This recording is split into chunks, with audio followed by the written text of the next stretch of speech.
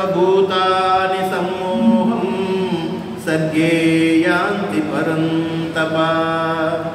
శత్రువులను తప్పింపజేయు అర్జున.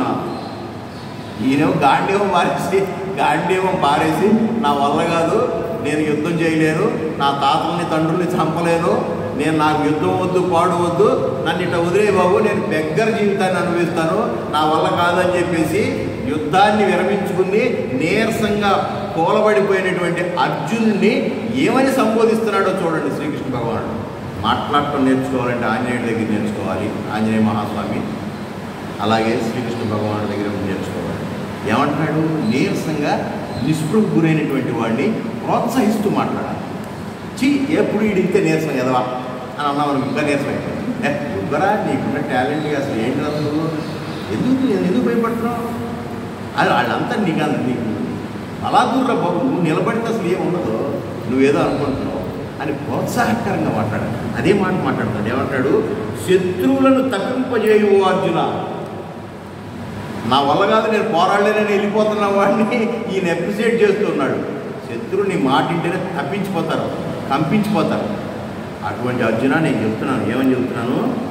సమస్త ప్రాణులను పుట్టుకతోనే రాగద్వేషజనితమగు సుఖ దుఃఖాది ద్వంద్వ రూపమైనటువంటి వ్యామోహం వలన మిక్కిలి అజ్ఞానం పొందుతున్నవి. పుట్టుకతోనే మనం అజ్ఞానంతో పుడతాం, లేకపోతే జ్ఞానవంతులైతే పుడతాం. మనం పుట్టాము అంటేనే అజ్ఞానం, అంటే గత జన్మలో మిగిలిపోయినటువంటి కర్మశేష ఫలితాలను అనుభవించడానికి, అది పాపమైనా సరే పుణ్యమైనా సరే. పుణ్యం అనుభవించడానికి వస్తేనేమో మంచి మంచి కుటుంబాల్లో పుడతాం, ధార్మికమైనటువంటి కుటుంబాల్లో పుడతాం, మంచి జమీందారీ వ్యవస్థలోనూ చక్కగా ధార్మికమైనటువంటి పండితుల కుటుంబంలో పుడతాం. కాస్త అనుష్ఠానం, మడి తడి వ్యవహారాలు ఇట్లాంటివి అన్నీ ఉంటాయి. అదే ఆనాడు ఏదన్నా పాపం చేసుకుంటే పాపపు యోనులు, నీచమైనటువంటి గర్భాలు, వాటిల్లో దూరి ఆవాసాలు లేక, తిండి తిప్పలు సరిగా దొరక్క, కాయ కష్టం చేసుకుంటేనే మిగతా వ్యవహారాలను నడిచే పరిస్థితులు, చదువు సంధ్య లేక, బట్టలు సరిగా లేక ఎంతమందిని చూస్తున్నాం చూసారా? వారి యొక్క కర్మ ఫలితాలను అనుభవించడానికి వచ్చారు. అది మనం లాస్ట్ టైం అనుకున్నాం కదా, సత్యసాయిబాబా వారు వాళ్ళ శిష్యుడు.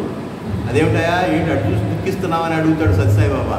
అవును స్వామి, నాకు చాలా బాధగా ఉంది స్వామి, మీరు కూడా చూడండి స్వామి అని చెప్పి కిటికీలోంచి చూపెడతాడు ఒక దృశ్యాన్ని. ఎవరో సత్యసాయిబాబా వారి శిష్యుడు సత్యసాయిబాబాకి చూపెడతాడు. ఏమిటంట అని చెప్పి ఆయన కూడా ఆ దృశ్యాన్ని ఆ కిటికీలోంచి చూస్తాడు.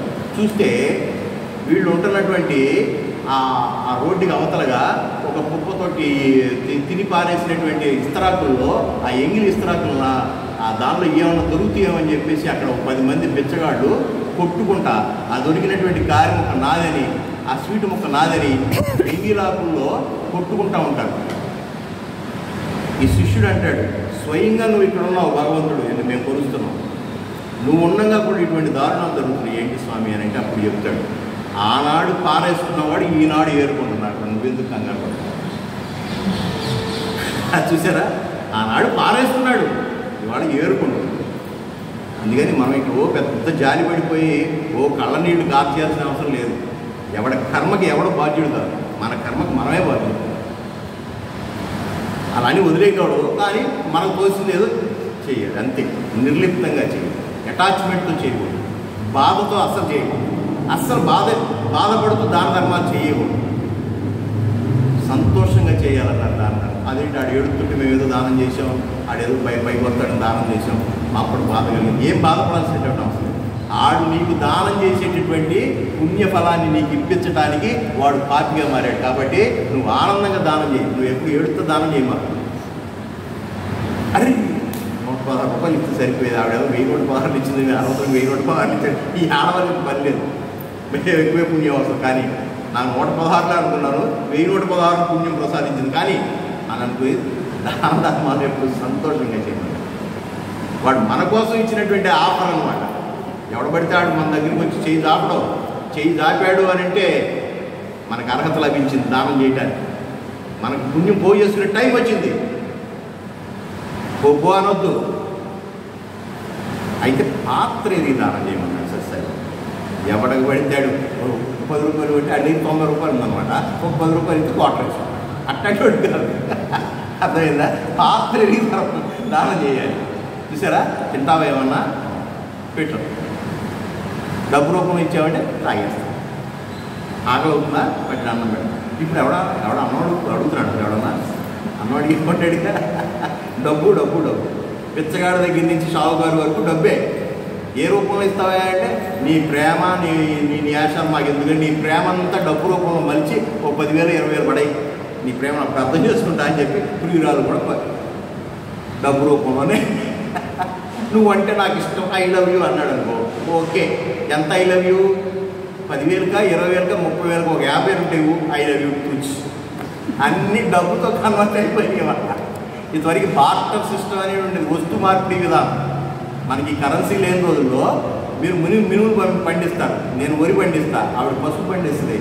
నాకు మినువులు అవసరం, నేను వరి తీసుకొచ్చి మీకు ఇస్తాను, మీరు నాకు మినువులు ఇస్తారు. నాకు పసుపు అవసరం, ఆవిడకి వరి ఇస్తే ఆవిడ బియ్యం ఇస్తే ఆవిడ మనకి పోయిన. దీన్ని బార్టర్ సిస్టమ్ అంటారు, అంటే వస్తు మార్పిడి విధానం. దాన్ని తేలికపరచడానికి వీటికి ఒక విలువలు కట్టి కరెన్సీ ముద్రించింది గవర్నమెంట్. ఇప్పుడు ఆ కరెన్సీ మన జేబులో ఉండాల్సినటువంటి కరెన్సీ ఎక్కడెక్కడ మరి ఎంత యావతుందో చూడండి. ప్రతి దానికి కరెన్సీతో ముడిపెట్టి మాట్లాడతాం. ఒక మనిషి విలువ కూడా డబ్బుతో ముడిపెట్టి మాట్లాడతాం. ఏంటి ఆ మనిషి అంటే ఆయనకేంటండి అపరపు పేరు, వెంటనే అంటాడు ఆయనకేంటండి మంచోడండి, ఆయన చాలా శాస్త్రాలు చదువుకున్నాడండి, ఆయన జ్ఞానవంతుడండి, బుద్ధివంతుడు ఏని చెప్పడు, ఆయనకేంటండి బ్రహ్మాండం, ఆయన అపర కోటీశ్వరుడండి అంటే. చూసారా? అది ఏం లేదు, మంచి పండితుడు అని ఏం మించుకోలేదండి. జ్ఞానం ఉందిగా, ఎవరి దగ్గర ఎవరు కావాలి జ్ఞానం, కూడి పెడతా జ్ఞానం అంటాడు. అంటే ప్రతిదీ కూడా డబ్బులో కన్వర్ట్ అయిపోయాం.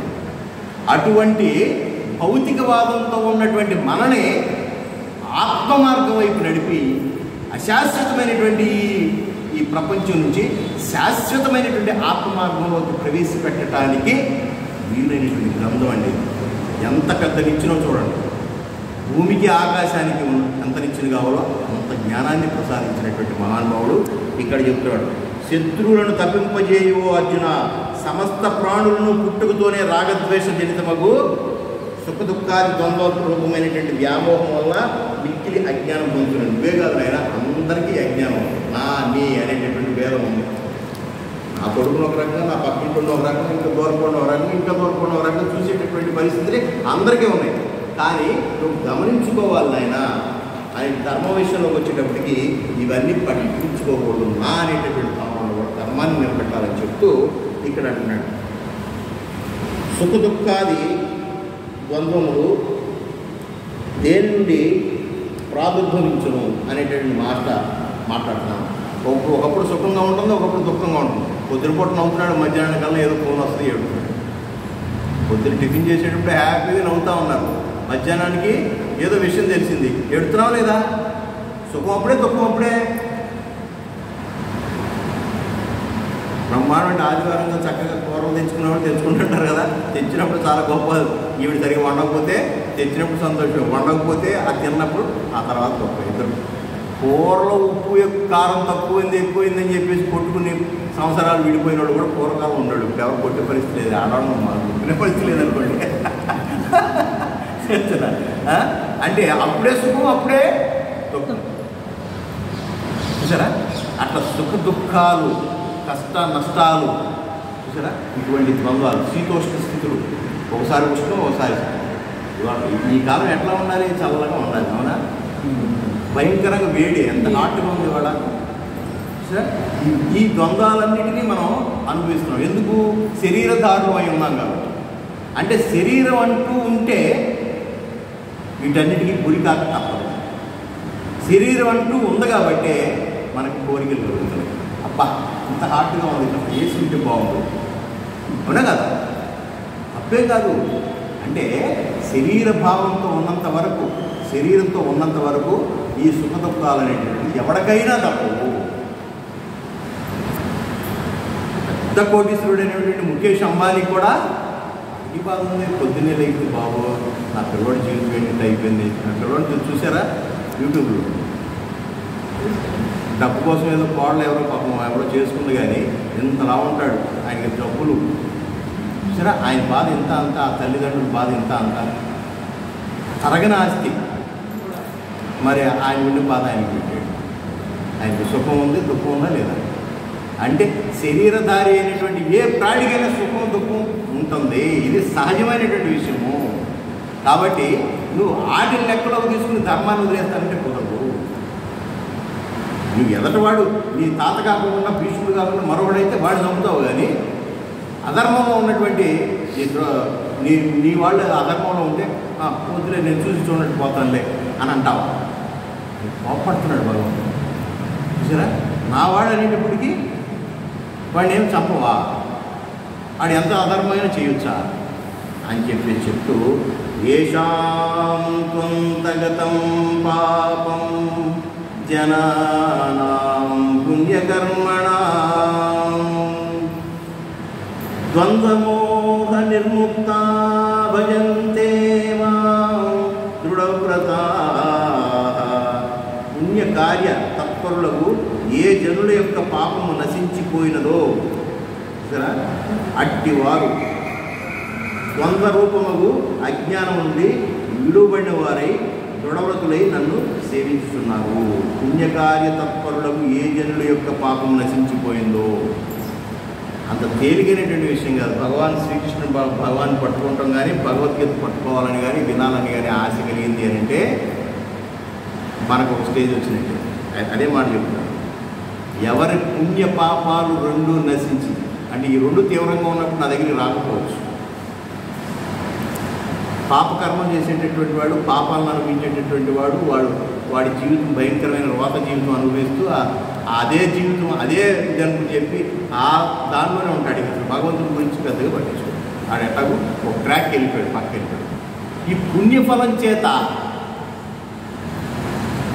చూసారా అహంకారం పెంచుమెరిగిపోయి పెద్ద పెద్ద పండితులు కూడా భగవంతుడినే పక్కకు తోసేసి నా అంతటి వాడు లేడనేటటువంటి పరిస్థితి వెళ్ళిపోయాడు. మరి రావణాసుడు అంతేగా. ఉదాహరణ తీసుకుంటే రావణాసుడు తెలియనటువంటి విద్య ఉందా? రావణాసుడికి తెలియనటువంటి జ్ఞానం ఉందా? శివుణ్ణే సాక్షాత్తు శివుణ్ణే ప్రత్యక్షం చేసుకోగలిగినటువంటి వాడు. శివుడి మీద ఒకరోజు కోపం వచ్చి భుజం ఎత్తే ఆ కైలాసార పర్వతానికి ఇలా గుంజితే అతలాకుతం అయిపోయింది, అంత శక్తివంతుడు.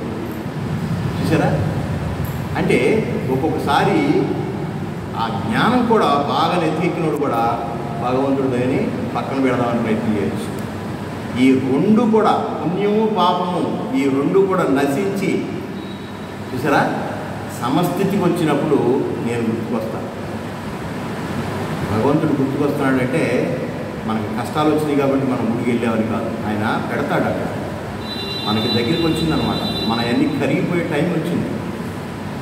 చూసారా, నెయ్యి కరగబెట్టాలనుకోండి, పొయ్యి మీద పెట్టంగానే నెయ్యి అయిపోద్దా వెన్నపూస, దానికి సర్టెన్ టైం ఇవ్వాలిగా. మనం 7 నిమిషాలు 6 నిమిషాలు అయితే కానీ అది డైల్యూట్ అవ్వదు. అట్లాగే మన కష్టాలు కానీ కన్నీళ్ళు కానీ అవి డైల్యూట్ అయిపోయి భగవంతుడిలో చేరుకునేటటువంటి ఆ భక్తిభావం కలిగింది. ఆ భక్తిభావంతో మనం వెళ్తున్నాము, ఎంతో కొంత ప్రయత్నం చేస్తున్నాము అని అంటే మనకు దగ్గరికి వచ్చాము. అందుకని ఈ టైంలో వదలకూడదు, మనం గమనించుకోవాలి. అందుకని ఇంకొక మాట చెప్తున్నాడు ఇక్కడ, ఈ పరమాత్మ